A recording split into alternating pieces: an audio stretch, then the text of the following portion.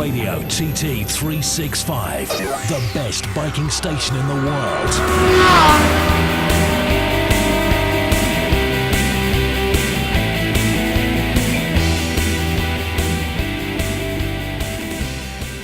Wonderful. So maybe, just maybe, if the baby was born today, it might be somebody, whoever wins the Superbike race or something like that. You know, they could find it could be a Guy or a John or a, you know, you're not too impressed on that. You're pushing the boat out here now, like, because no, I think I wouldn't mind too much. It depends. The thing is, I've got quite a few friends that's going to be racing today, so I think if I named the little man after one of them, the rest of them might get a little bit upset. Yeah, that's right. So you got to be a bit tactful on this. Yeah, and you know, obviously John and I are fairly close now, so because we spent a lot of time together last year. And I think if I called him Guy, John would be most upset.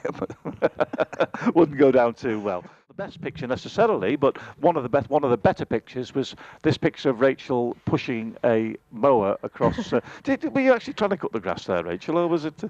Why not? But there's a little footnote to that, and without standing up and turning me back to the camera, you can tell us what the footnote says on that particular picture. It's where Tim Reeves replaced the throttle cable with one from a lawnmower shop just off Sulby Strait, and so we took the mower up there and took the picture. They all relate to stories. Yeah. But there was some French blokes coming out of the hotel getting the boat. And they just looked absolutely baffled by the sight of this woman pushing a mower can't blame across them. Sulby Strait. They're very broad-minded, the French. But well, they love it. They love shock, nudity, yeah. Yeah, they felt quite at home, I think. And talking about the mowers, I can remember an early morning practice. Dickie Gale and I stopped just before, at the end of... I can't even remember the name now.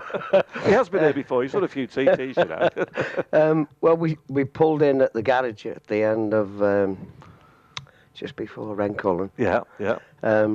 And we'd run out of petrol. The lads had only put enough petrol in to do one lap. So you put the little garage two. in Kirkmichael you're talking about, yeah? Yeah. So Dickie said, well, that was actually a ploy so they could get off the paddock and go to the pub, but there you go.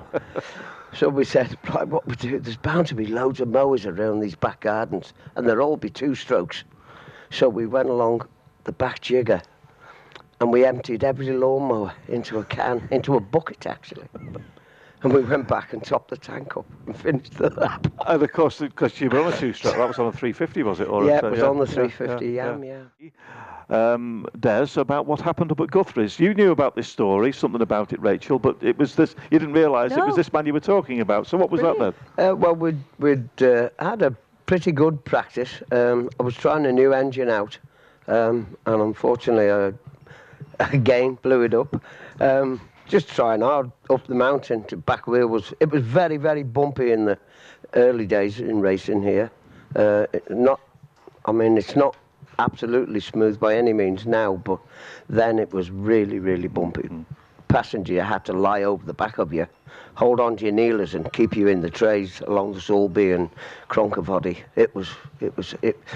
The passing was wait until he bounced that side of the road and then you could get through. It really was.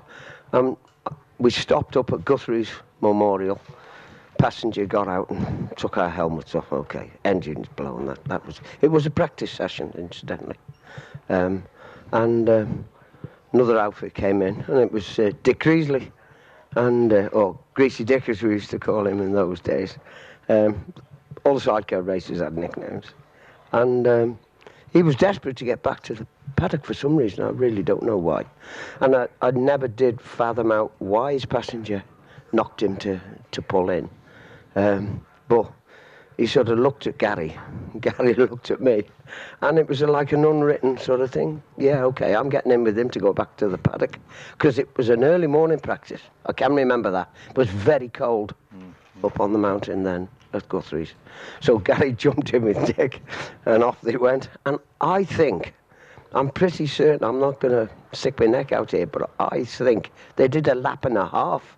I think Dick was trying something on the engine.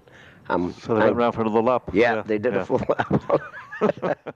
And with that in mind, Des, when you were doing your TT racing here, you used to have welded equipment and stuff like that. You were quite well equipped in the paddock, and you ended up doing a lot of work for not just other sidecar racers, but solo racers and guys with road bikes as well. Absolutely, yeah.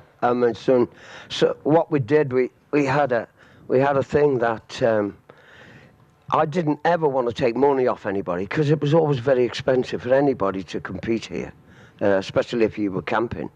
And so what we said was, okay, you don't need to pay for any jobs I do, but there is a forfeit. You either dance with Big Phil, and Big Phil was one of your entourage, and yes, he was a big guy. He was, at that time, he was 32 stone. Oh, right, okay. Yeah. And he was a big lad. Yeah. Or you sang a song. And so let me get this right. So you came along, you said, Des, this bracket's broken, can you weld it for me? Yeah, okay, here it is. Now you've got to do your forfeit. Yes, absolutely. Either dance or are you serious about this? Yes, absolutely, yeah. And I refused to give anything back over until they'd completed the forfeit. But people who hesitated and said, I'm not doing that, we start shouting in the paddock, singer, we've got a singer. And lots of people would come round. So he couldn't get away if he wanted. There was, on occasions, a couple of hundred people. And I can remember a story of a Hell's Angel, a proper Hell's Angel with all the gear on. And it snapped the swinging arm on his Triumph. And he said, can you fix this? I said, yeah, of course I can fix it. Yeah, no problem. And he went away, come back this afternoon, it'll be done for you. And he came back this afternoon. I said, okay, how much do I owe you? Nothing. I'd like you to sing a song. I can't sing a so-and-so song, mate. And I said, well, I'm sorry, but you're not getting your swinging arm back until you sing the song. I can't sing. I really can't sing. And he was virtually in tears, this guy. And I said, well, surely you know a nursery rhyme. And he said, well, yeah, I do. So I said, well, do a nursery rhyme. And there was this, and he was about 6 foot and like a brick, what's her name? And he was like, Bob, black sheep. The place just fell apart with people. I can imagine, yeah. Is it something, I mean, you are a journalist, aren't you, by profession? That's what you do. You work on which paper is it? I'm on the Sheffield Star, but last year I was covering the TT for the Yorkshire Post. And then this year I'm doing it for the Yorkshire Post as well. Are you? Yeah. So keeps you quite busy. One final question regarding the calendar. I mean, I know your mum and dad quite well, and I've not actually spoken to your mum and dad about the calendar. What was their reaction? Actually, I knew my mum would be fine because she's really liberal. I was a bit worried about showing my dad the pictures, but he was all right. Was he? Yeah. So I'm really grateful for his liberalism. Is that a word? Well, it sounds personally good to me. Yeah. So no, they've been really good about it. I think he's always been a bit broad-minded, your dad, doesn't he? Really? Yeah. And everyone loves nudity, surely. Because that was the only day I had clothes with me. Because every other day, all I went out in was a dressing gown. Anyway, I got out the van and I shoved on these like tracksuit bottoms and a jumper. And I realised that my jumper was back to front and with the label on the inside out. So I said to the policeman, oh, what's the problem? Anyway, I had to wash it off. They took our details. They took Peter's press card because he was a BBC journalist. And we had to get back and wash it off. And that was the problem. It was the suggesting that you could drive at 130 miles an hour around Brandish. Yeah, and I mean, you'd done it with a paint that wasn't so difficult to remove and stuff. Yeah. But one thing that would have been difficult to remove, because there's another picture there with a drive chain round your waist with all the grease and gunge that comes off a drive chain. I mean, that must have took some cleaning up. An hour in the shower with a whole tub of Swarthega.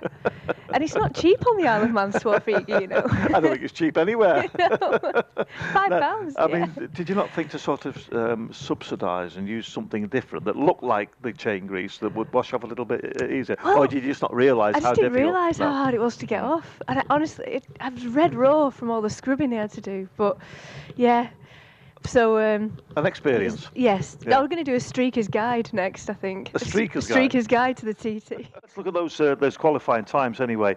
McGuinness, the only man to go over 130 miles an hour in practice. I think that was just because of what happened, circumstance and stuff. I think Cameron would probably been up at 130 as well, and probably one or two of the other boys. Hutchie obviously just coming back. I think he's going to get stronger and stronger as the week goes on.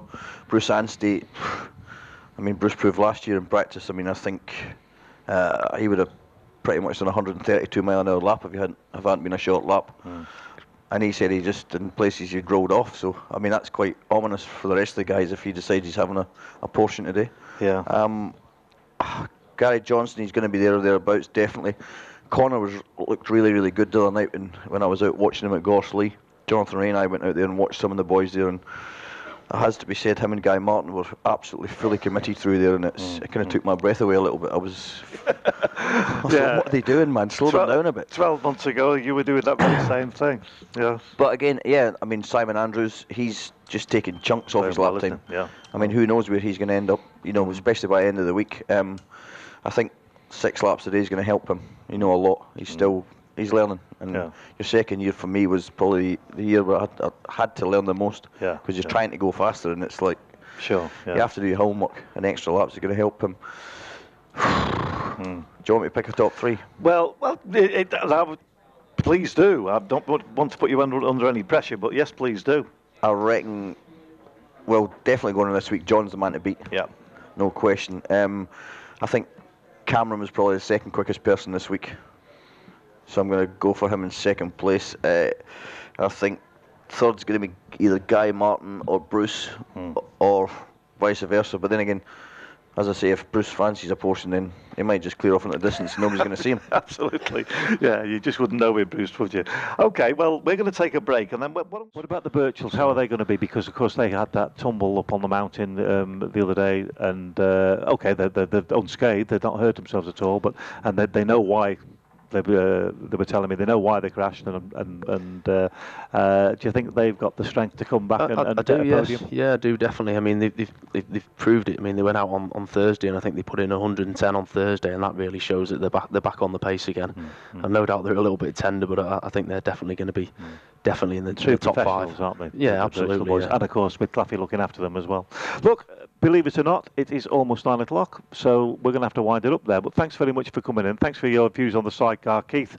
Thanks very much for coming in under such a stressful time, and we wish you all the well, all the best, and Charlie, of course, and we'll be thinking about her. And of course, as soon as something happens, you'll let us know, and we'll be celebrating. Yeah, we'll be wetting the baby's head with you, mate. Hopefully. I'm sure we will. Rachel, it's very unique, this calendar. It's great. It's a great idea, and we wish you all the best with that as well. And thanks for coming and talking about it. Thank you. And we can't wait for next year's. Maybe a little less clad even, anyway, we'll finish it on that note. Everyone have a safe day. Manx Radio TT 365, the best biking station in the world.